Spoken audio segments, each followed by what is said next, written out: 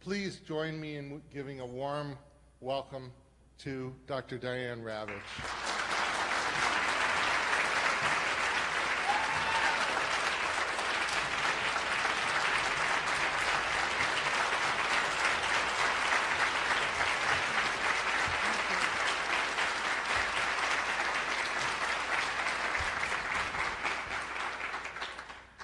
Thank you, my friends.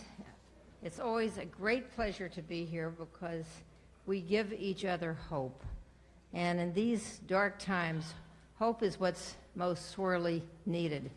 And every year, and this is our 4th year, every year people come away feeling hopeful, feeling that they've met others who are in the same position they are and shared ideas, and come away feeling we can stop this steamroller. So the first thing I want to do is I want to thank the person who has devoted hundreds, if not thousands of hours to putting this event together, Colleen Wood. Colleen, thank you.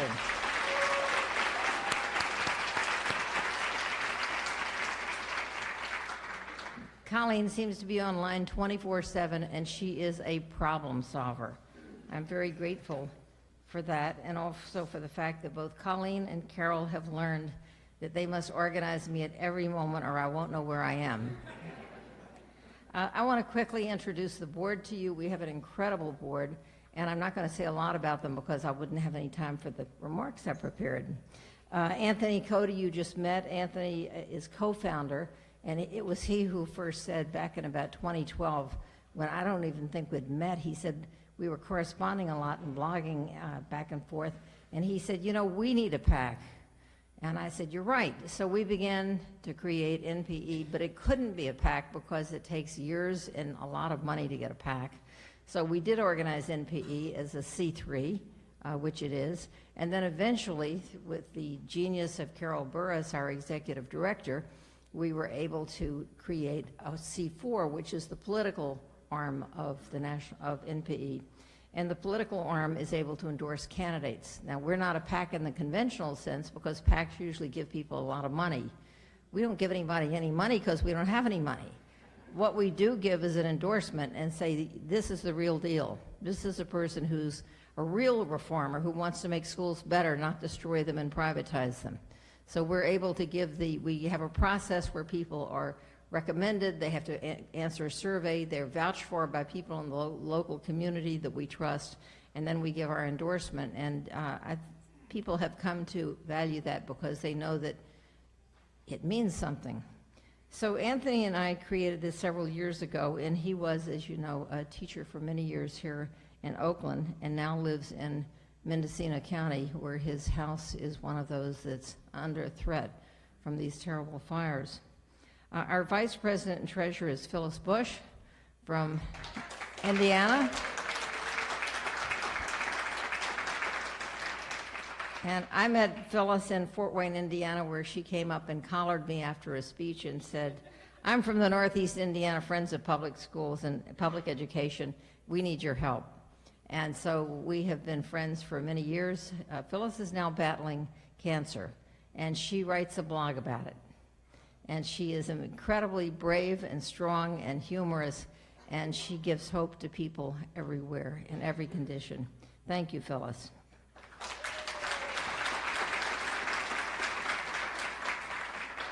Sean Franziger Barrett is from Chicago. He's involved in the Chicago Teachers Union as a rank and file leader and is a founder of the Educolor Group. Bertus Downs, who is not here because his mother was ill, is from Georgia, and he is a parent advocate. He's on the board of People for the American Way. He is a professional manager of groups like REM, and he has just been an incredible resource for NPE. Lainey Hameson, my dear friend from New York, is executive director of Class Size Matters, and she is also a zealot about student privacy. And she and her friends not only stopped In Bloom, which Bill Gates had put $100 million into, they killed it dead.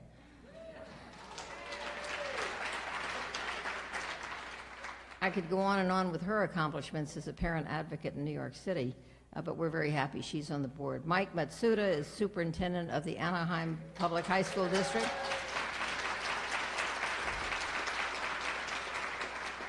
Mike is a fierce defender of public education.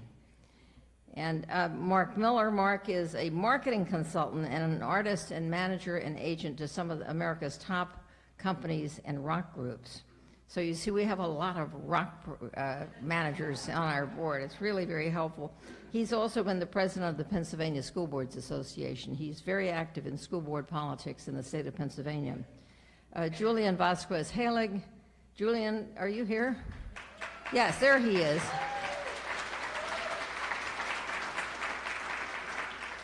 Julian is a celebrated professor, blogger, speaker, podcaster, cartoonist. He is on the California NAACP Education Task Force. He's a founding member of the NPE board. And you must read, if you haven't, look at his blog, Cloaking Inequity. It's one of the most delightful, insightful blogs that you will encounter. Uhuru Williams, who you'll hear from in a few minutes. Uhuru is Dean of St. Thomas College, and he's an education activist with a deep commitment to public education. Colleen Wood, you have met as a parent advocate from Florida. Tina Andres has been a public school teacher for over 30 years. Tina, where are you? There she is. Tina is very active in the union and believes that public education is integral to democracy and should never be privatized. We certainly agree with her, and that's why she's on the board. Diallo Brooks. Diallo, are you here? Yeah. If he's here, he may be not here, he's on the way. He's the Senior Director of Outreach and Public Engagement for People for the American Way and a parent of 3 public school children. G2 Brown was unable to stay. G2 was here last night. He is a civil rights leader from Chicago. He leads the Journey for Justice Alliance, and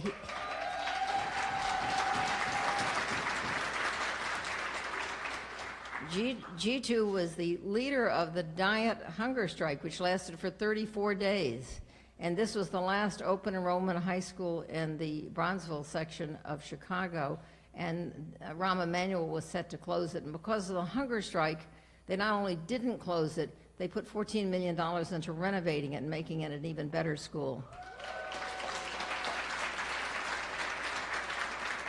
And some of the other hunger strikers are here today. I don't want to introduce them, but they're over there.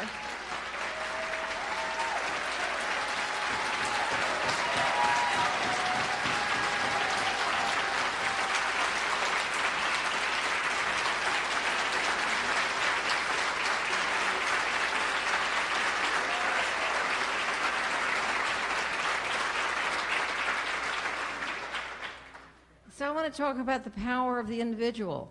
11 people had a hunger strike for 34 days, and they changed the decision to close the high school, and the city invested $14 million because of 11 people going on a hunger strike. That's power, the power of a few against money. At our first conference, we had the kids from the Newark Students Union, 8 young people who sat in the superintendent's office and drove the superintendent out.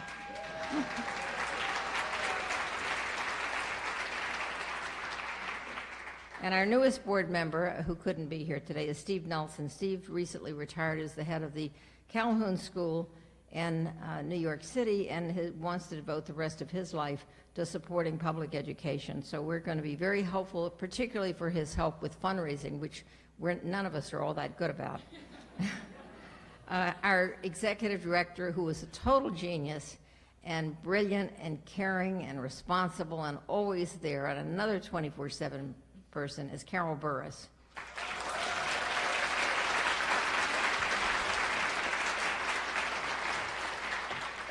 We're so lucky to have Carol, because she's not only a great organizer, she's meticulously well organized. She writes so brilliantly, and her writings have appeared in the Washington Post many, many times. And she's also a great researcher. She can look at a piece of research and tear it apart and get it peer-reviewed by the best people in the country within 24 hours. So she has been just a brilliant leader. And our Director of Communications is Darcy Semarusti. And Darcy, where are you? Is Darcy in the room? Oh, she's outside working. So Darcy takes care of the website. She's also the president of her local Board of Education. So we have a lot of incredible people here, and the most incredible people are you, because you're the change. You're the change makers. And we're counting on you to lead the change that takes us beyond the Koch brothers and the Waltons and all these other, Eli Broad, Bill Gates, and all these others who want to change American education into a private and consumer-driven business. We don't want that. So let me find my notes. Those are not my notes.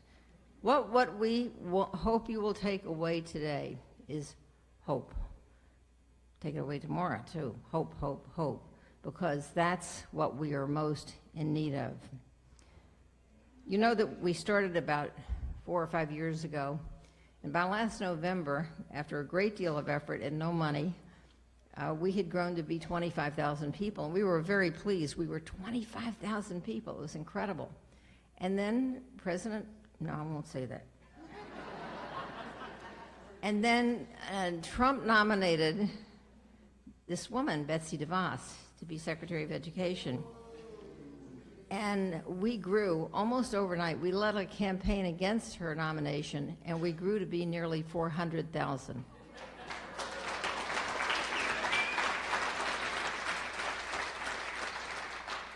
And so there are times when I say, as much as I detest everything that Betsy DeVos stands for, I have to thank her. Because what she has done is she has awakened people's anxieties and fears, and the things that we knew for the last 5 years, many, many more people understand. All they have to do is look at the smirk on her face. And what I've discovered is it's a billionaire smirk. It's a billionaire smirk that says, I'm incredibly rich and you're not.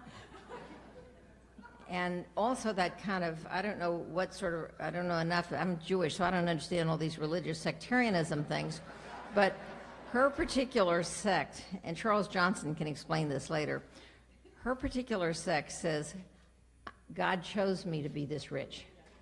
He didn't choose you, he chose me. If you're poor, he chose you to be poor. Tough luck for you.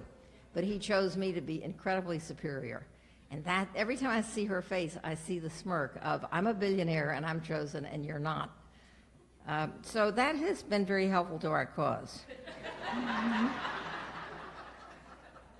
But what it means to have nearly 400,000 members is that we can target our membership, and when there is a crisis in any state in this country, Carol can send out an email that goes specifically to the members in that state, and whether it's 5,000, 8,000, or 10,000 people, emails, boom, boom, boom, to the legislators. I'm probably not allowed to say this because I'm speaking on C3 time, not C4 time. But she is able to target and get people to respond very quickly when there's pending legislation about vouchers or about expanding charters or about harming the teaching profession. And this has been, of course, we do this in concert with the people on the ground. And I want to emphasize the fact that we are called a network for a reason. We didn't get into this thinking that we could solve problems. We got into this to network with the people who are doing the work on the ground. We are not the people on the ground. You're the people on the ground. And what we exist for is to connect you, the people in the northeast corner of the state, with the people in the southwest corner of the state and the people in the other corners, so that you all can work together and we can help you work better with each other. But here's what we face, among other things. The Walton Foundation gives $200 million a year to open new charter schools. Betsy DeVos just handed out $253 million for new charter schools. That's only two sources, and that's $500 million right there. You add in all the other people, the Gateses, the Bloombergs, the New Schools Venture Fund, the Broad Foundation, and all the others, it's probably $1 billion a year going into new charter schools. This means we cannot ever let our guard down. We have to fight, and as the theme of the conference is today, now more than ever. In the coming elections, our C4 will not endorse any candidate of either party who supports charters or vouchers.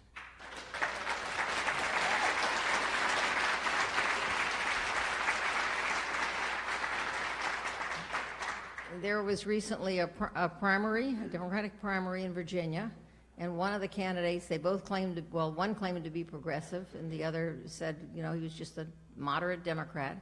But the progressive candidate had links to the charter, defer to all of these groups supporting charters, and we helped our allies in Virginia, and I'm not saying that we can take credit for it, but the candidate who had the charter connections lost, and now this race that'll take place in the next month is the most watched race in the country because the candidate who won, the Democratic Lieutenant Governor, Ralph Northam, a moderate Democrat, supports public schools, has no charter record, and he's running against a Republican whose big issue is don't take down Confederate statues. So that's a very important election. But the message that we hope to get through all of our efforts to the Democratic Party is that it must once again align itself with public education and not with partial privatization.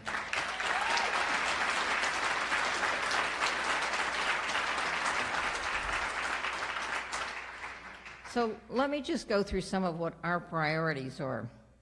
We know that public schools today are very far from what our ideals are.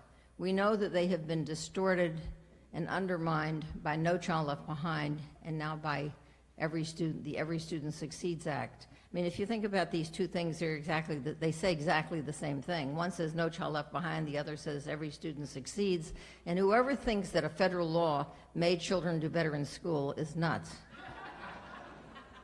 We want the schools, the public schools, to be far better than they are today. We are not defenders of the status quo. The status quo is unacceptable.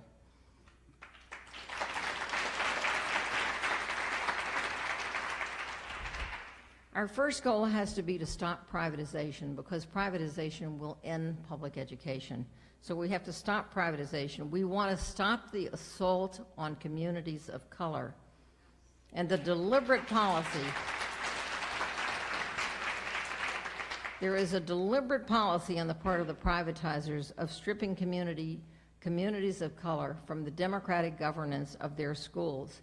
And the privatizers like to claim that they're civil rights leaders, which is such a lie that it just should make everyone's blood boil. The Koch brothers are not civil rights leaders. The Waltons are not civil rights leaders. We want to stop high-stakes testing because it corrupts education.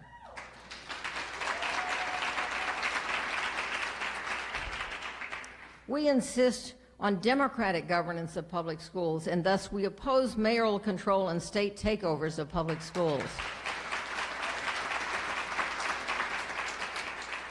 We understand that this idea of ending democracy and ending democratic control comes from ALEC, and we want everyone to know about ALEC. We want to protect the teaching profession and the professional autonomy of teachers to teach as they know best. We fight for the right of every child to attend fully funded, excellent public schools in every neighborhood where classes are small enough for children to get individual attention and where experienced teachers are respected and valued.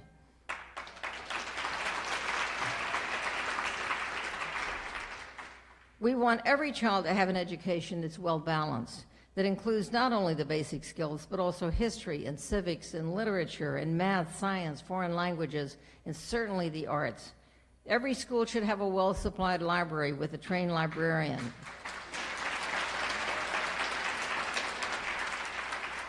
Every school should have a school nurse every day.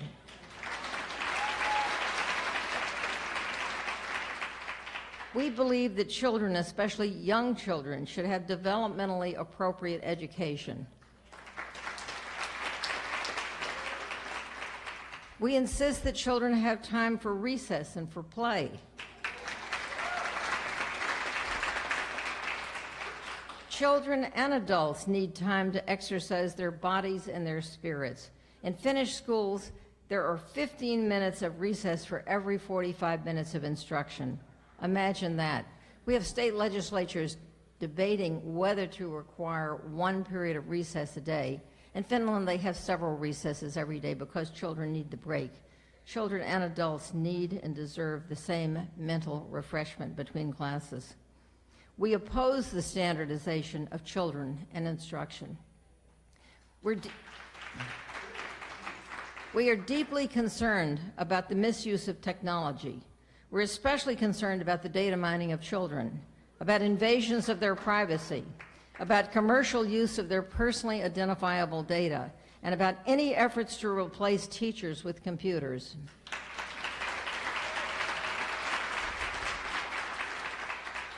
We believe that the soul of learning is personal interactions among teachers and students, among students and students, not an interaction between students and machines. We want education to be informed by data, but not driven by data. Schools should be driven, not by data, but by the needs of children and by love of learning.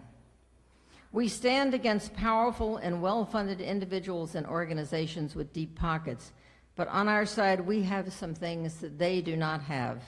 We have numbers. They are few, we are many. I am convinced that if they had a meeting like this and excluded people who are paid to be there, they couldn't fill this room. The Walton family would be sitting there. Eli and his wife would be there. Bill Gates and his wife would be there. And gosh, I guess there'd be about another dozen or 20 billionaires. But leave the staff out and it's an empty room. We have principle. We have passion. We want every child to be seen as a unique individual and not a data point. We believe that educators must be treated as professionals and not testing monitors. We believe in humanity, not mechanization, not standardization, not mindless data-driven drivel. I thought that was a good line, data-driven drivel.